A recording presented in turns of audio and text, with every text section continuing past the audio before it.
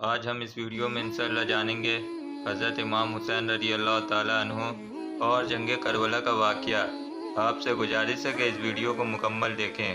حضرت امیر معاویہ رضی اللہ تعالیٰ عنہ کے وصال کے بعد آپ کے بیٹے یزید کو خلافت مل جاتی ہے۔ یزید ایک بدترین اور بدبخت شیطان تھا، شرابی تھا، جانی تھا۔ یزید کو جب خلافت ملی تو یزید سمجھ گیا کہ میری خلافت کو حضرت امام حسین رضی اللہ تعالیٰ عنہ کبھی قبول نہیں کریں گے۔ اس لیے یزید مدینہ منورہ کے گورنر ولید بن عتبہ کو خط لکھا کہ حسین ابن علی، عبداللہ ابن عمر اور عبداللہ ابن زبیر رضی اللہ تعالیٰ عنہ کو کہو کہ میری بیعت کو مانے، اور اگر وہ بات نہ مانے تو ان پر ظلم و ستم کرنا۔ حضرت امام حسین رضی اللہ تعالیٰ عنہ نے یزید کی بیعت کو کرنے سے انکار کر دیا، کیونکہ یزید آپ کے نزدیک مسلمانوں کے امام اور خلافت کے لائق نہیں تھا، کیونکہ آپ جانتے تھے یزید فاسق فاجر تھا، زانی تھا، شرابی تھا، ظالم تھا۔ امام حسین رضی اللہ تعالیٰ عنہ مدینہ شریف چھوڑ کر مکہ شریف تشریف لے آئے۔ اب آپ کو مکہ شریف میں کوفیوں کے ڈھیر سارے خط آنے لگے۔ ان خطوں میں لکھا ہوا تھا کہ اے امام حسین رضی اللہ تعالیٰ عنہ، آپ کوفہ تشریف لے آئیں، یہاں پر یزید کا ظلم و ستم بڑھتا چلا جا رہا ہے، ہم آپ سے ہی بیعت کریں گے، یزید کی بیعت ہمیں ہرگز قبول نہیں ہے۔ حضرت امام حسین رضی اللہ تعالیٰ عنہ نے حالات کو سمجھنے کے لیے اپنے بھائی مسلم بن عقیل رضی اللہ تعالیٰ عنہ کو یہ کہہ کر کوفہ بھیجا کہ جاؤ، جا کر وہاں کے حالات معلوم کرو، وہاں کے حالات کیسے ہیں۔ جب مسلم بن عقیل رضی اللہ تعالیٰ عنہ کوفہ پہنچے تو وہاں کے لوگوں نے ہی بڑے احترام کے ساتھ آپ کا استقبال کیا۔ حضرت مسلم بن عقیل رضی اللہ تعالیٰ عنہ کے ہاتھ میں 18,000 لوگوں نے بیعت کر لی، اور حضرت مسلم بن عقیل رضی اللہ تعالیٰ عنہ نے اپنے بھائی حضرت امام حسین رضی اللہ تعالیٰ عنہ کے نام ایک خط روانہ کر دیا، جس میں آپ نے لکھا یہاں کے حالات بالکل صحیح ہیں اور 18,000 لوگوں نے بیعت بھی کر لی ہے، لہٰذا آپ کوفہ جلد سے جلد تشریف لے آئیں۔ لیکن جب یزید نے ان لوگوں کو دھمکیاں اور لالچ دی تو وہ لوگ اپنی بات سے مکر گئے اور امام مسلم بن عقیل رضی اللہ تعالیٰ عنہ کو شہید کر دیا۔ کوفہ کے حالات اتنے بدل چکے تھے کہ وہ لوگ جو حضرت مسلم بن عقیل رضی اللہ تعالیٰ عنہ سے محبت کا دعویٰ کر رہے تھے، اب وہی لوگ آپ کی جان کے دشمن بن گئے۔ وہی دوسری طرف مکہ میں مسلم بن عقیل رضی اللہ تعالیٰ عنہ کا بھیجا ہوا خط حضرت امام حسین رضی اللہ تعالیٰ عنہ تک پہنچ چکا تھا، جس خط میں لکھا ہوا تھا کہ کوفہ کے حالات بہت اچھے ہیں، آپ جلد سے جلد تشریف لے آئیں۔ لہٰذا امام حسین رضی اللہ تعالیٰ عنہ نے فوراً کوفہ جانے کی تیاری شروع کر دی۔ امام حسین رضی اللہ تعالیٰ عنہ اپنے تمام اہل خانہ کے ساتھ کوفہ کے لیے روانہ ہوئے۔ امام حسین رضی اللہ تعالیٰ عنہ کو حضرت مسلم بن عقیل رضی اللہ تعالیٰ عنہ کی شہادت اور کوفہ کی بے وفائی کی خبر اس وقت ملی جب آپ مکہ شریف سے کوفہ کی طرف روانہ ہو چکے تھے۔ جب آپ کوفہ شہر کے بالکل قریب پہنچ گئے تو آپ کو یزید فوج نے روکنے کی کوشش کی۔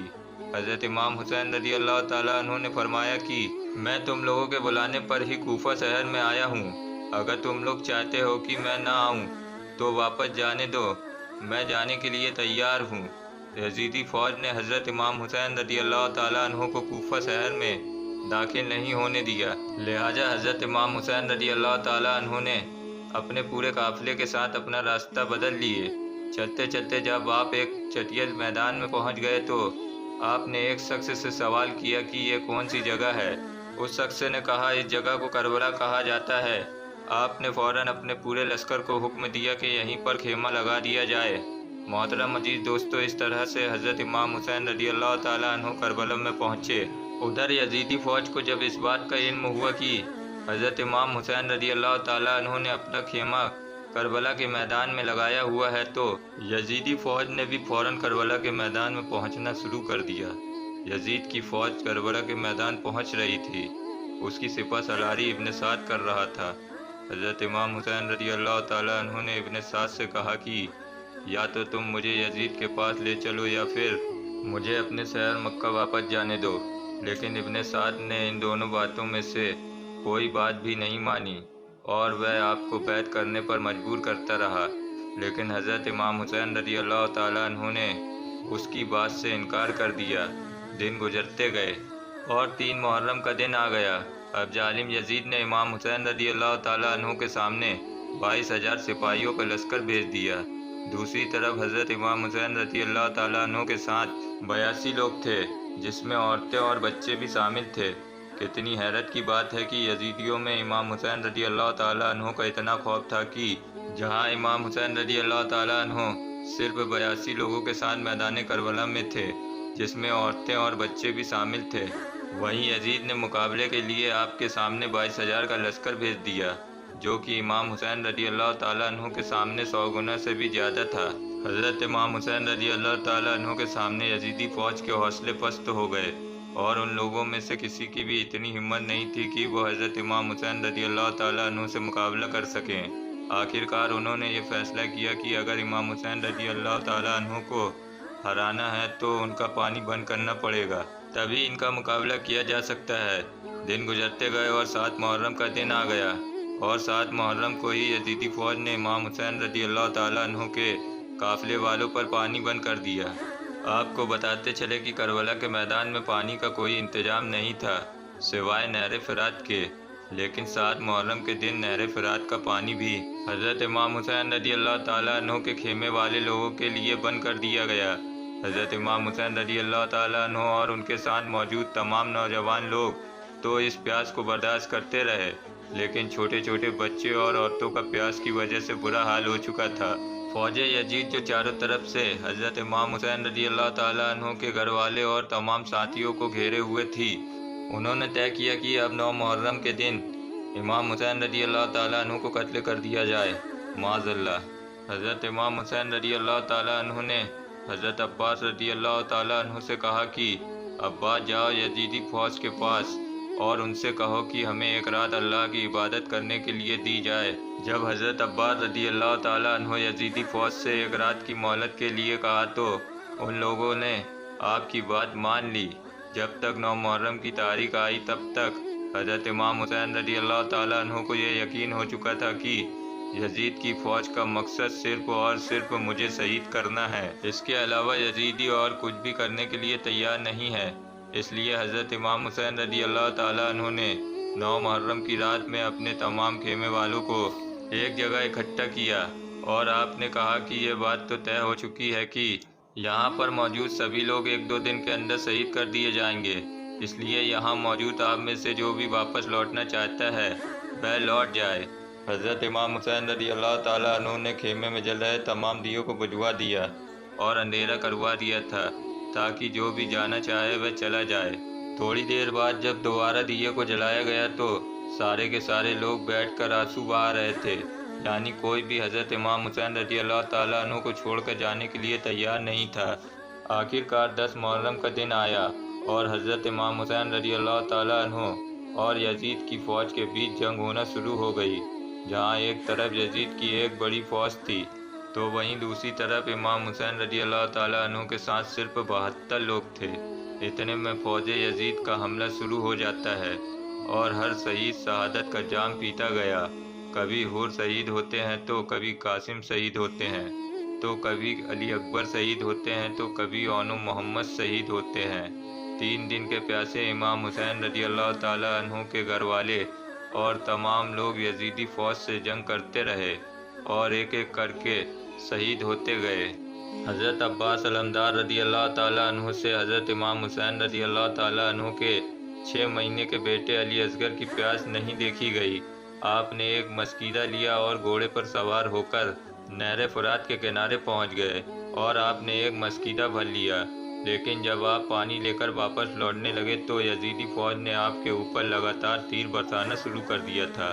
حضرت عباس رضی اللہ تعالیٰ عنہ جب تک امام حسین رضی اللہ تعالیٰ عنہ کے خیمے تک پہنچ پاتے تب تک یزیدی فوج نے تیر چلا کر حضرت عباس رضی اللہ تعالیٰ عنہ کو شہید کر دیا تھا۔ اس طرح حضرت عباس رضی اللہ تعالیٰ عنہ شہید ہو گئے۔ اس طرح ایک ایک کر کے تمام اہل بیت کے نوجوان اور ہاشمی شیر شہادت کا جام پی لیتے ہیں۔ دھیرے دھیرے کر کے جب حضرت امام حسین رضی اللہ تعالیٰ عنہ کے سبھی افراد شہید ہو گئے تو اس کے بعد حضرت امام حسین رضی اللہ تعالیٰ عنہ نے خود میدان میں تلوار لے کر نکلنے کا فیصلہ کیا۔ امام حسین رضی اللہ تعالیٰ عنہ اپنی تلوار سے کافی لمبے وقت تک یزیدی فوج کا اکیلے مقابلہ کرتے رہے، حضرت امام حسین رضی اللہ تعالیٰ عنہ کے تنہا ہونے کے باوجود بھی آپ کے مقابلے میں کوئی بھی آنا نہیں چاہتا تھا، اور اس کی صرف ایک ہی وجہ تھی، اور وجہ یہ تھی کہ آپ حضرت علی شیر خدا رضی اللہ تعالیٰ عنہ کے بیٹے تھے۔ اس وقت یزیدی فوج کا ایک کمانڈر ابن سعد کو یقین ہو چکا تھا کہ ہم کسی بھی طرح سے حضرت علی کے بیٹے کا مقابلہ نہیں کر سکتے، اس لیے اس نے اپنے تمام فوجیوں کو حضرت امام حسین رضی اللہ تعالیٰ عنہ کے اوپر ایک ساتھ حملہ کرنے کا آرڈر دے دیا۔ تمام لوگ حضرت امام حسین رضی اللہ تعالیٰ عنہ پر ایک ساتھ مل کر حملہ کر رہے تھے، لیکن اس کے باوجود بھی امام حسین رضی اللہ تعالیٰ عنہ لگاتار یہ ثابت کر رہے تھے کہ باطل چاہے تعداد میں کتنے بھی ہوں، لیکن وہ حق اور سچ کے مقابلے میں بالکل بھی ٹک نہیں سکتا۔ جب حسینیت اور یزیدیت کے بیچ ایک بڑی خطرناک جنگ چل رہی تھی کہ اسی بیچ میں نماز عصر کا وقت ہو گیا۔ حضرت امام حسین رضی اللہ تعالیٰ عنہ نے ایسے مشکل وقت پر اور ایسے زخمی حالت میں بھی عصر کی نماز پڑھنے کا ارادہ کیا۔ آپ نے جیسے ہی نماز پڑھنا شروع کیا، یزیدی فوج کو وہ موقع مل گیا جس کا ایک لمبے وقت سے وہ انتظار کر رہے تھے، یعنی جیسے ہی حضرت امام حسین رضی اللہ تعالیٰ عنہ سجدے میں گئے، سمر جل جوشن نے آپ کی گردن پر تلوار چلا کر آپ کے سر مبارک کو جسم سے جدا کر دیا۔ حضرت امام حسین رضی اللہ تعالیٰ عنہ کی شہادت کے بعد یزیدیوں نے آپ کے سر مبارک کو نیزے پر رکھ کر پورے کوفہ میں گھمایا تھا۔ آپ کے سر مبارک کو گلی گلی میں گھما کر جلوس نکالا تھا۔ کربلا کی اس جنگ میں حضرت امام حسین رضی اللہ تعالیٰ عنہ کے گھر والوں میں سے صرف آپ کی ایک ہی اولاد بچی تھی، جن کا نام حضرت زین العابدین رضی اللہ تعالیٰ عنہ تھا۔ اس کے علاوہ حضرت امام حسین رضی اللہ تعالیٰ عنہ کے گھر کی تمام عورتوں کو قیدی بنا کر کوفہ لایا گیا تھا۔ بھلے ہی اس دن امام حسین رضی اللہ تعالیٰ عنہ کو شہید کر دیا گیا تھا، لیکن آج بھی حضرت امام حسین رضی اللہ تعالیٰ عنہ پوری دنیا میں قیامت تک کے لیے زندہ ہیں۔ یزید ڈوب گیا شام کے اندھیروں میں، حسین زندہ ہیں ہر دل میں روشنی کی طرح۔ ناظرین، اللہ تعالیٰ کی بارگاہ میں دعا ہے کہ اللہ ہم سب کو سیدنا امام حسین رضی اللہ تعالیٰ عنہ سے سچی محبت کرنے کی توفیق دے، اور کہنے میں کسی قسم کی غلطی ہو گئی ہو تو اللہ تعالیٰ امام حسین رضی اللہ تعالیٰ عنہ کے صدقے میں معاف کرے۔ ناظرین، آپ کو یہ جانکاری پسند آئی ہو تو صدقہ جاریہ کی نیت سے زیادہ لوگوں تک شیئر کریں۔